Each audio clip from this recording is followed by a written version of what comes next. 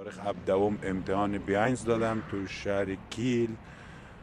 بعدش هم من تاریخ 20 و برای این که بیا آیس وایس تو تمدید کن، منو از پیش دروازه دفتر لندسم گرفت با دستبند، با یک کم خشونت دیگه. بعدش هم منو فرستاد فرودگاه هامبورگ، از هامبورگ هم فرستاد آتن.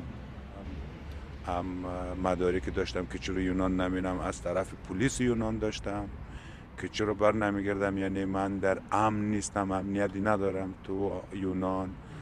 هم از دکتر از امو بیمارستان داشتم. پلان به من چانس نداد که برم لباسامو بگیرم، چانس نداد که دارو استفاده میکردم برای آرامش اعصاب و برای فشار خون تو آلمان پیدا کردم. اصلا من نداشتم. از زمان که رفتم در حدی در استرس بودم که 1.5 سال فقط کم بودم. وضعیت روحیم خیلی خراب بود. با روان پزشکا، روان شناس و با دکتر با اینا صحبت کردم.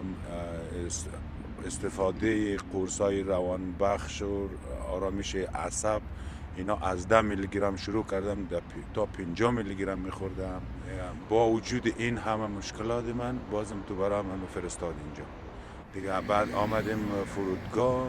اول خو از داخل کم با خیلی خشونت با من رفتار کردن پلیس ها، مامورای آلمان. بعد در فرودگاه فرودگاه هامبورگ رسیدیم. بعد من گفتم من اصلا با شما خشونتی ندارم، اصلا از من شما ایراس نداشته باشین، هیچ کاری غلط انجام نمیدم. تا اون وقت هم امی دستبند یا والچک دستم بود تا آخرین لحظه که مرا فرستاد پیش هواپیما. اونجا دستامو باز کردن از دستبند. بعدش هم گفتم اونجا چی کار کنم. در اونجا با وجود این همه مدارک که داشتم که من در یونان در امن نیستم، هیچ که صدامو نشنید.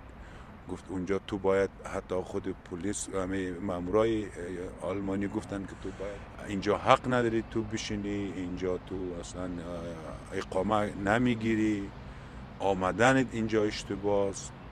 در حالی که من من حیث یک بشر، من حیث یک انسان اونجا رفتم، چون قانون آلمان خیلی خواندم که اونا به حقوق بشر خیلی پابندن. با وجود این همه مرا متاسفانه از اونجا دیپورت کردن. من خواستم با پایلوت با خلبان صحبت کنم، با اونم صحبت کردم. گفتم تو باید ضمانت بشه که من در یونان در امنم. این مدارکام نشان دادم بهش. با وجود اینم گفت اونجا برین باز شما کمپ در نظر گرفته شده، فکر کنم گفت جزیره یا شهر سیریس، گفت اونجا برای شما جای در نظر گرفته شده. آمدم رسیدم فرودگاه آتن. اینجا اصلا ما رو تحویل نگرفت. انا با خیلی لحن بد پلیسای یونان فیگ ما رو از فرودگاه بیرون کرد. و الان به سرپناهیم. فکر کنم دور بر امروز هم تاریخ هست 26 مارچ 2025. من تاریخ 20 اینجا رسیدم. 5 روز من به سرپناهم در پارک ها میخوابم. با وجودی که در مرکز یونان، در مرکز آتن نمیتونم برم، جایای دور میخوابم. یعنی پارک هایی که اونجا ورود مردم کم باشه، فقط تو پارک ها میخوابم. همین.